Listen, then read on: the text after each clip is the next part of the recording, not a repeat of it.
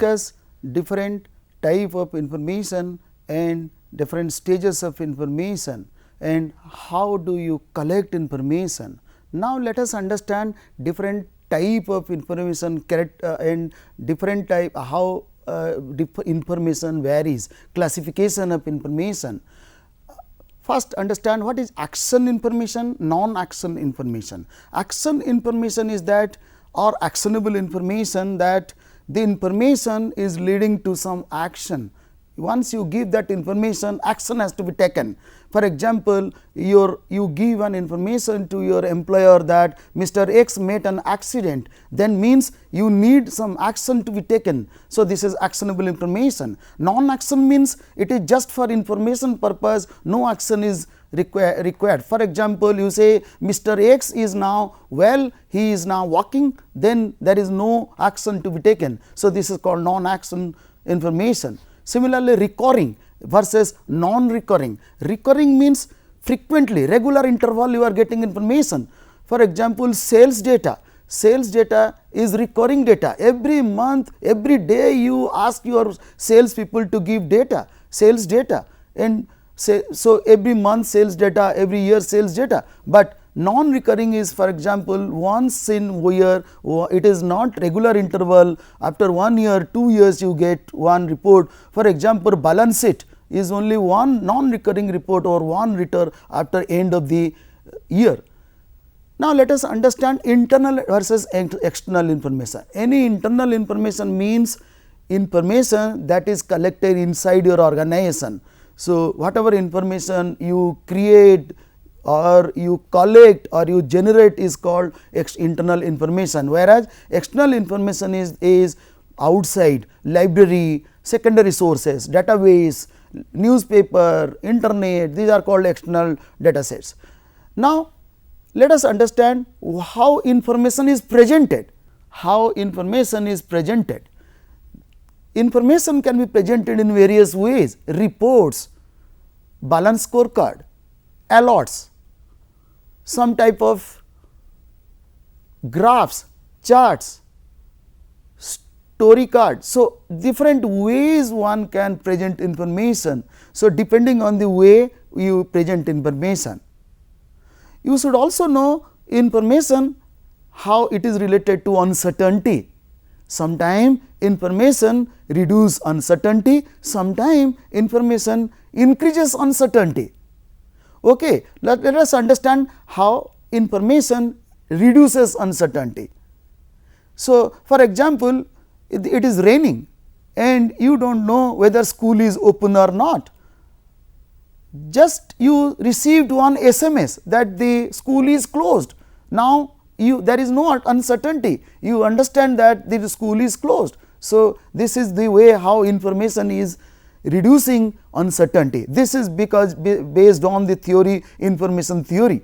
But the another theory called Rogers theory says that information also increases uncertainty, means more the information, more it uncertainty.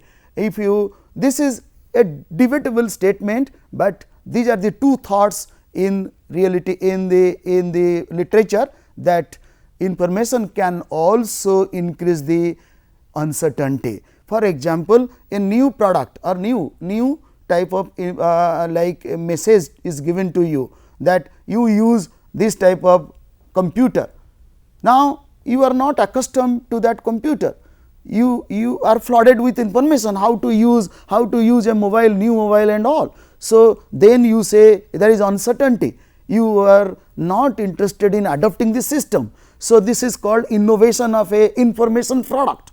So, this type of issues, this type of scenarios, it increases the uncertainty. So, information not only increases and also it decreases the information this thing. So, now information is person dependent.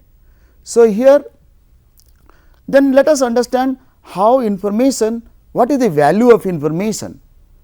Is there any value of information?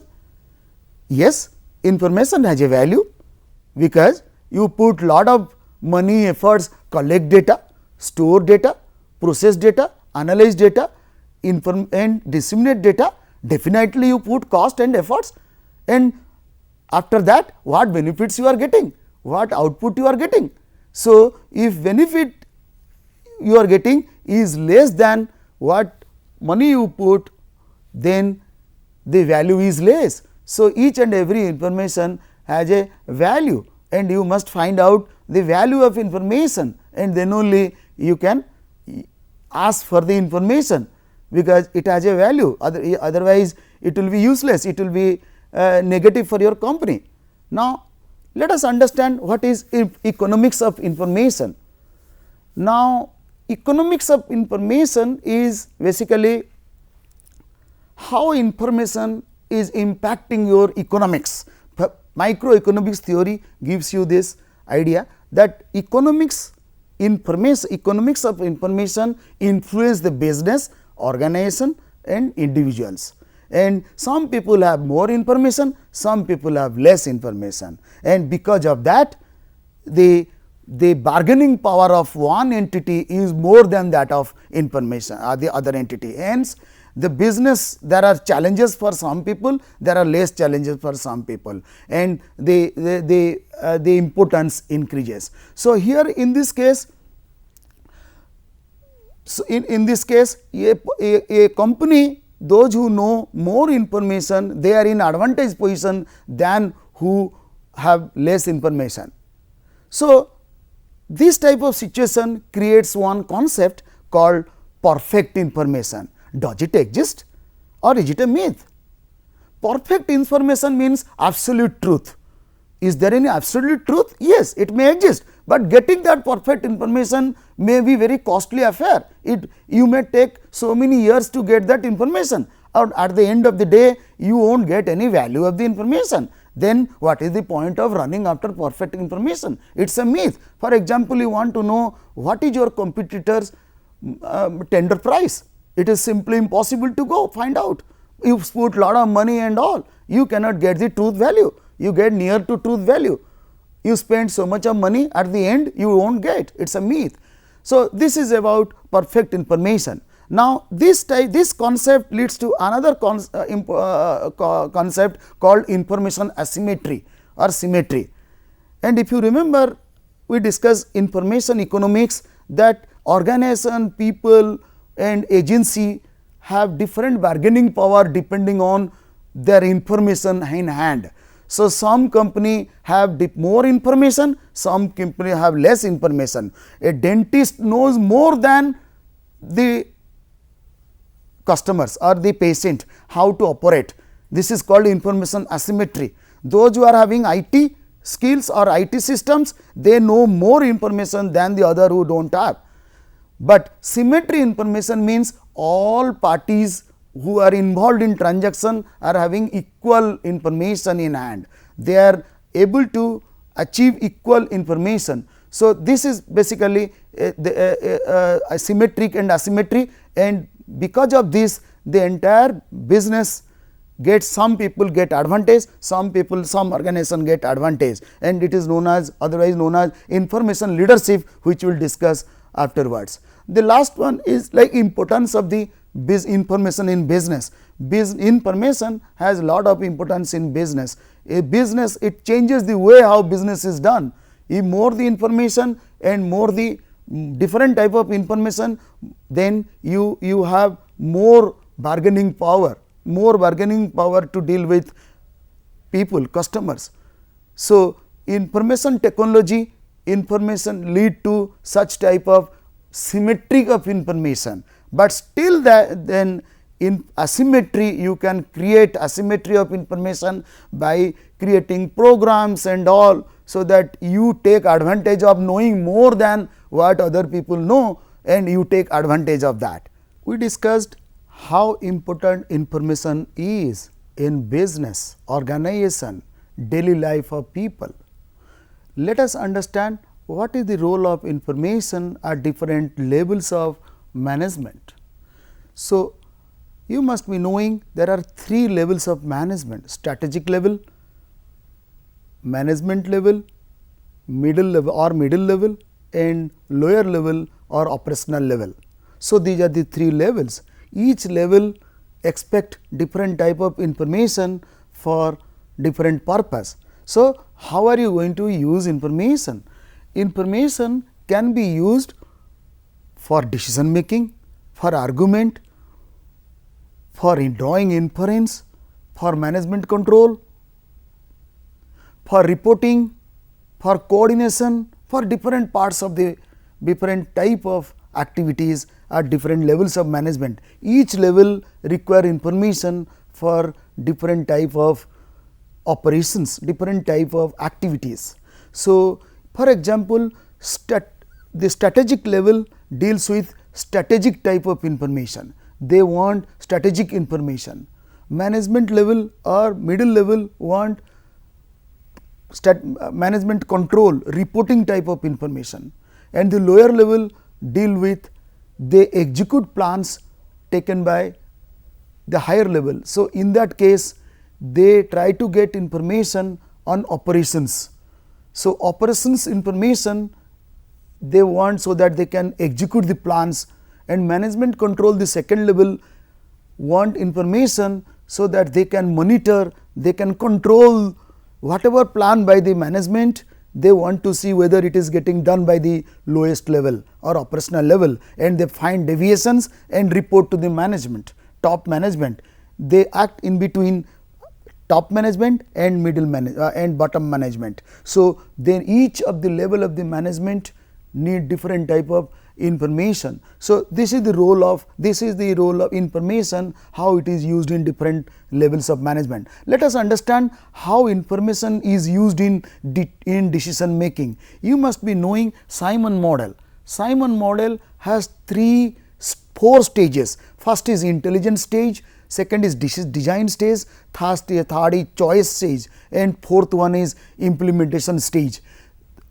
In intelligence phase, you collect information as much as possible so that you can design. It will help you in design, and in the design mode you try to find out different alternatives, find solutions and find solutions, different type of alternatives. And in the choice mode you select one particular type of information or decision, a particular type of alternatives, and in the 4th stage you take action or implement. For example, you want to buy a car. So, first you collect information about different type of cars, different parameters, different brands, that is called intelligence phase. Then you select, you design what are the alternatives you have in your mind. So, this is called design, and then based on some parameter information you choose which car you want to buy, and implementation you buy the car. So, this is called role of information in decision making, and we use Simon model. Let us understand what is information leadership.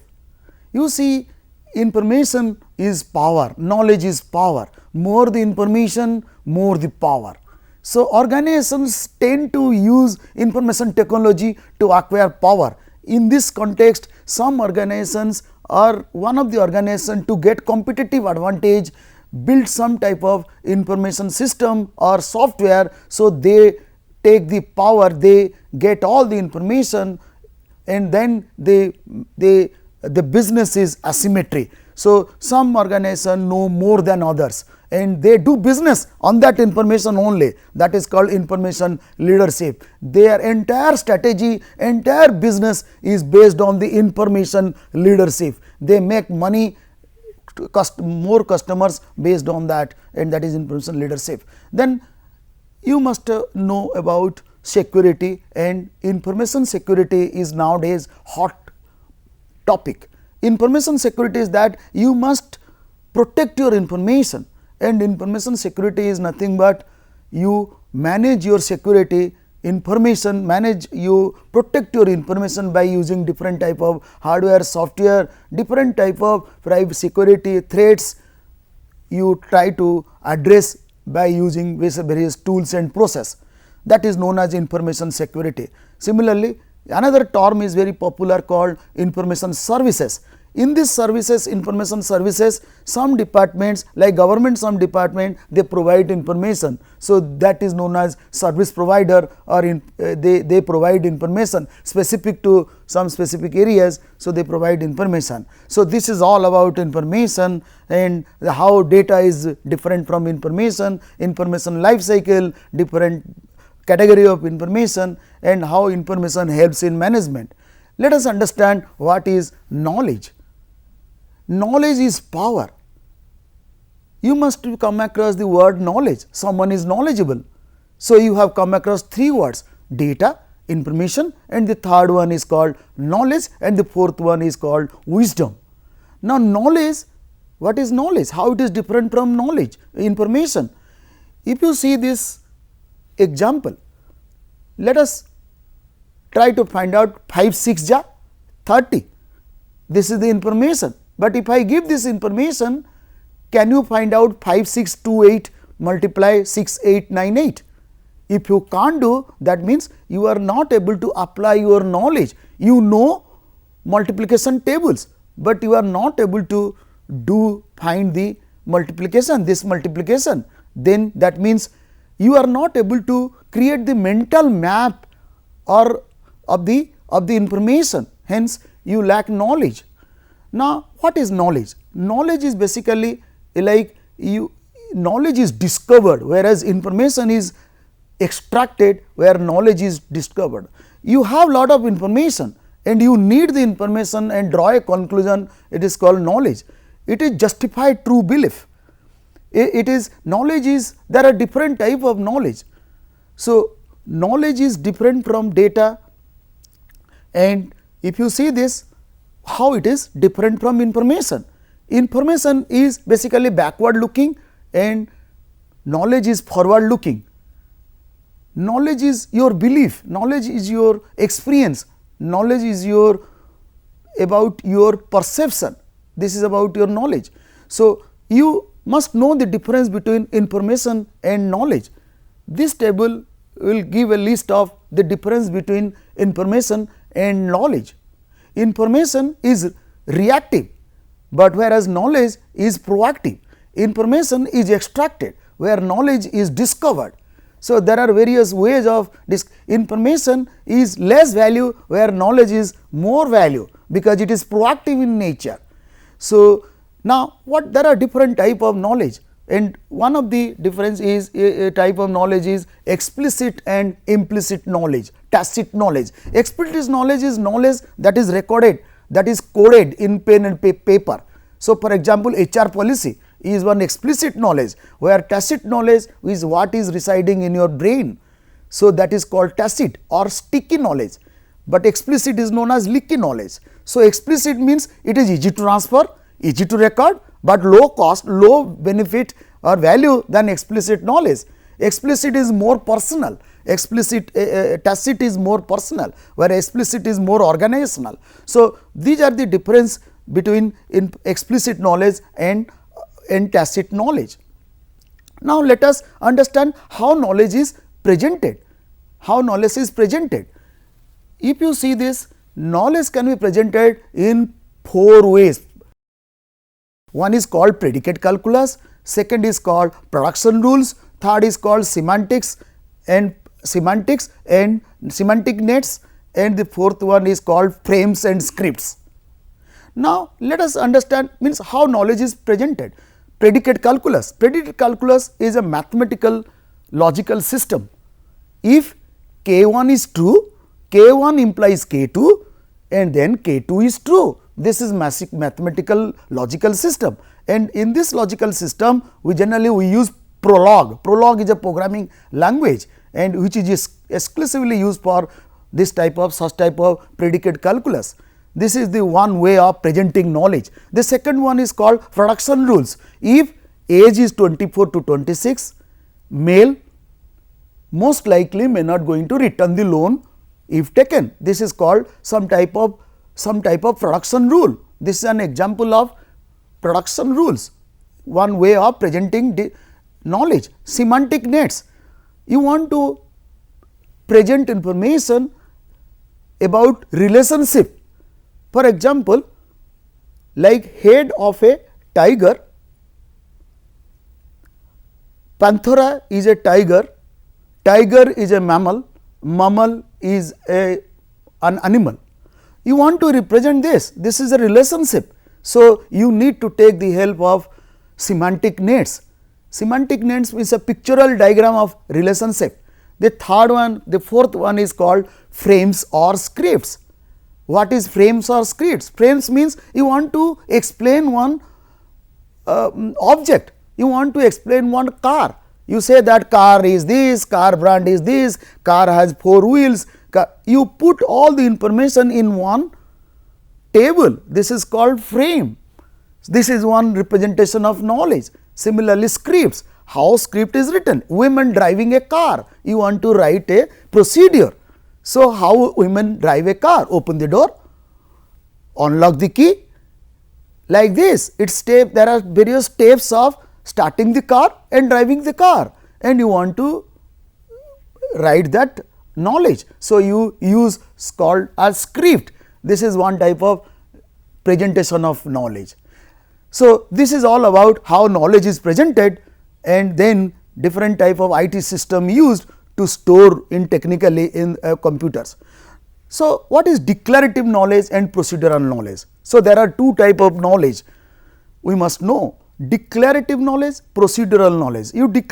Declarative means you have some knowledge that how to ride a bus. So, this is everybody knows, it is a general purpose knowledge. It is not, but how to remove a teeth, how to remove a tooth, a doctor, it is a procedure, doctor has to apply certain steps.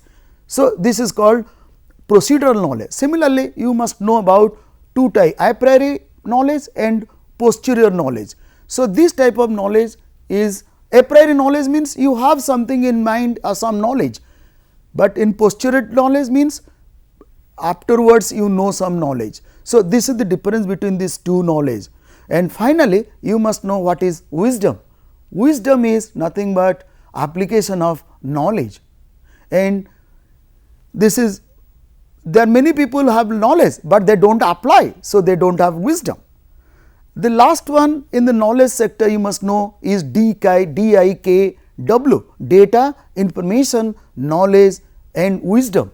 So, this is the hierarchy. First you have data, then you have information, then you have knowledge, and then you have wisdom. So, this is the one way of discovering of knowledge and wisdom. So, besides that you must know what is objective knowledge and what is subjective knowledge.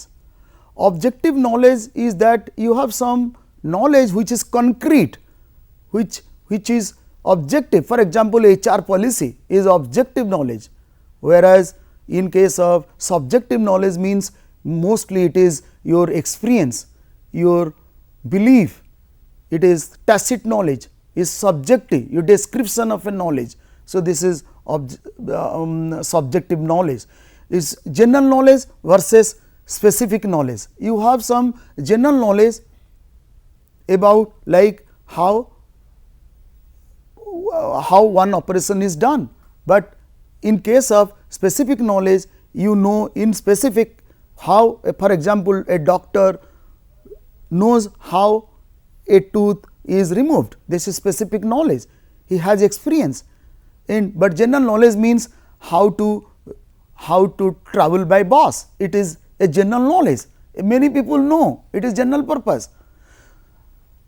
Now, let us understand organizational knowledge versus embedded knowledge.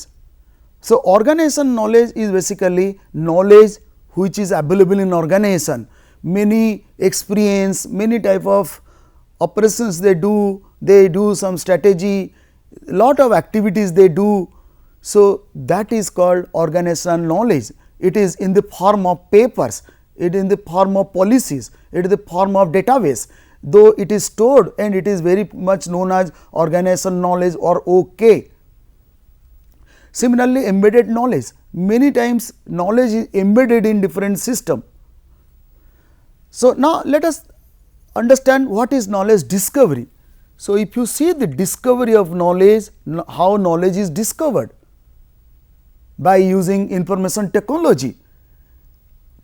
From the computer science perspective, knowledge is nothing but a prediction, a sequence, association, outlier, one link discovery, one type of forecasting. These are known as knowledge according to computer science. So, how do you discover such knowledge? So, that knowledge is discovered by using data mining tools, neural network tools, and this is the way how knowledge is discovered. And there are many tools and techniques available to discover knowledge. So, these are the two different areas of knowledge. One is tacit knowledge, organization knowledge, tacit knowledge, explicit knowledge, and the other type of knowledge we call as like prediction, association. So, you take it will be proactive action, you can take proactive action rather than reactive action. Now, what is value of knowledge? Do they have value? Yes, information has a value, similarly knowledge has a value.